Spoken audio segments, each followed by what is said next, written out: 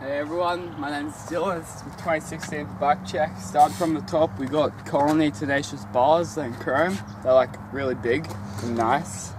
Great for dem hops. We got ODI long neck grips cut down. They're really soft and just great.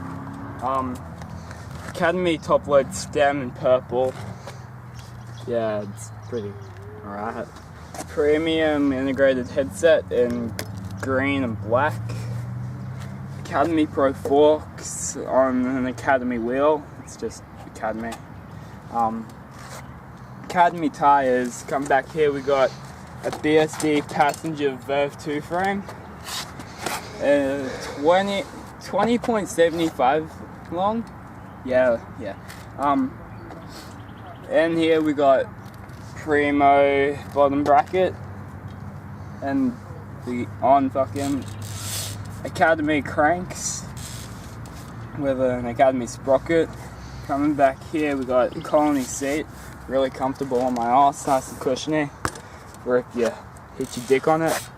Don't see that happening. Coming back here, we got a Colony Wasp hub laced to a Colony rim. Yeah, it's really nice, sounds amazing. And yeah, that's my 2016 bike check, everyone. Hope you all enjoyed.